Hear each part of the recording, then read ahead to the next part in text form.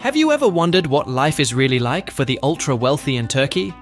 Behind the gates of mansions along the Bosphorus, and within the private clubs of Istanbul, there exists a world most Turks will never see. A world where fortunes quietly shape a nation's destiny.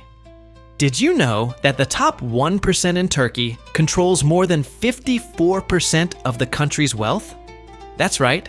In a country of 85 million people, fewer than 850,000 individuals hold more wealth than the remaining 84 million combined. But who are these people?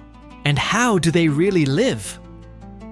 You're about to discover the hidden rituals, exclusive spaces, and surprising traditions of Turkey's super rich.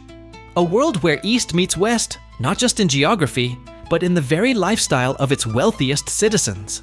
Profiles of Turkey's wealthy elite. When we look closely at Turkey's super rich, we find they don't fit a single mold.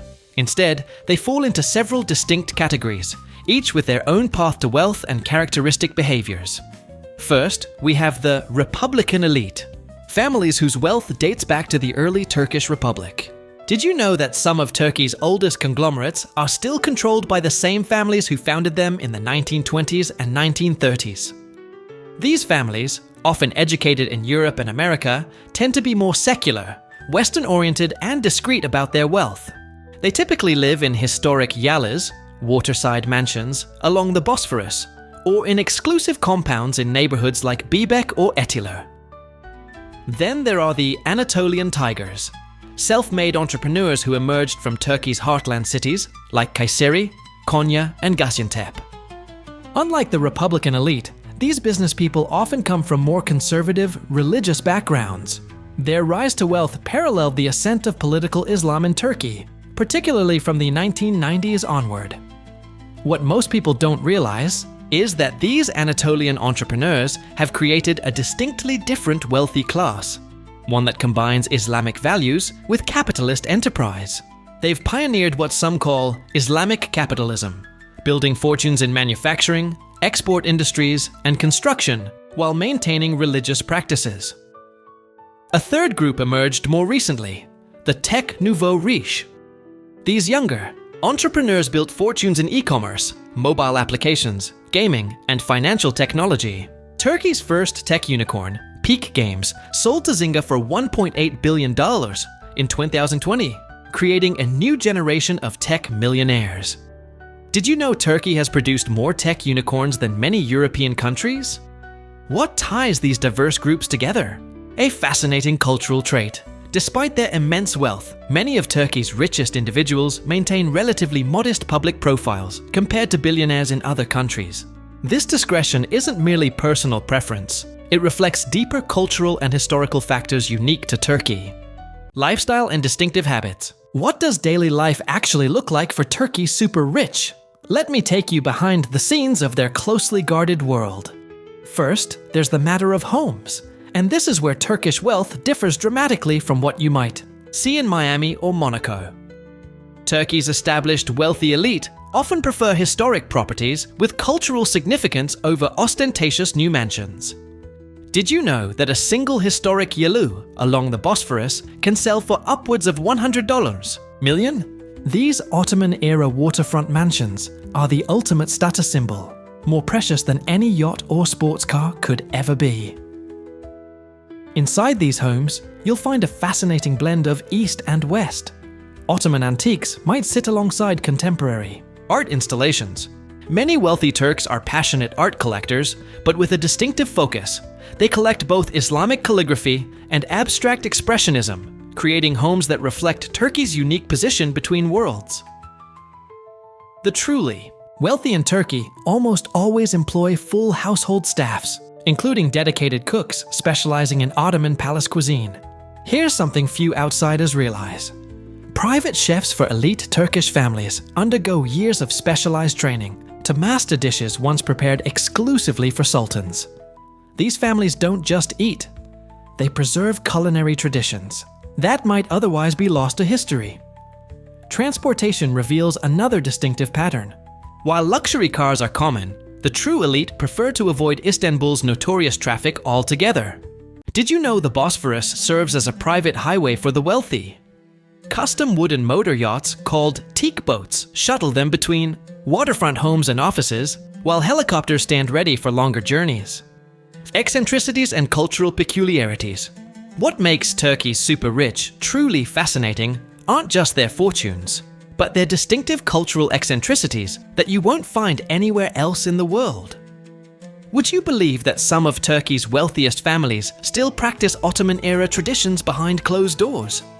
It's true. Several old money families continue the tradition of selamlik and haremlik, the historical Ottoman practice of separate entertaining spaces for men and women during certain formal gatherings.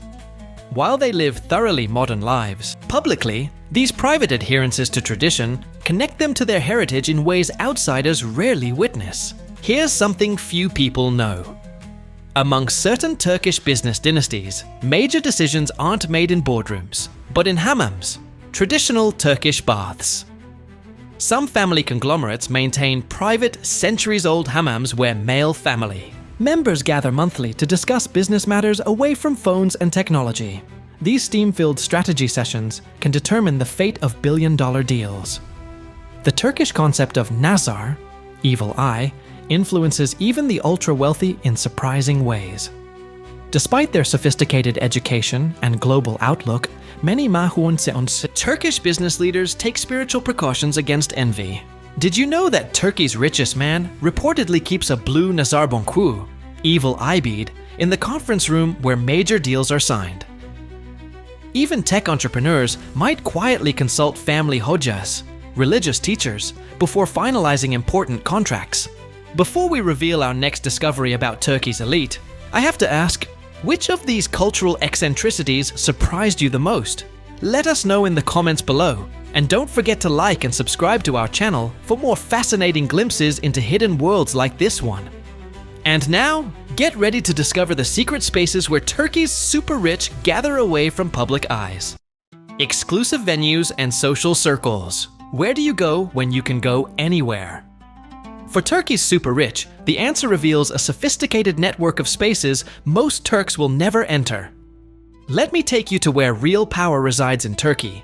Not in obvious displays of wealth, but in discreet clubs and societies with histories dating back generations. Did you know there are members-only clubs in Istanbul, where 3 generations of family membership are required just to apply? These aren't places with flashy signs or security guards. In fact, many are concealed behind unmarked doors in historic buildings.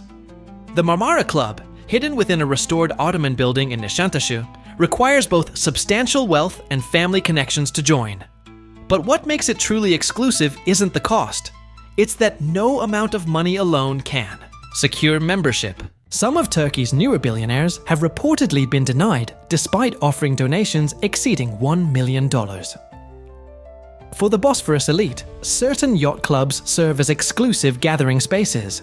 But unlike yacht clubs in Monaco or Miami, the most prestigious in Istanbul maintain rigid membership requirements based on family history rather than just financial capacity.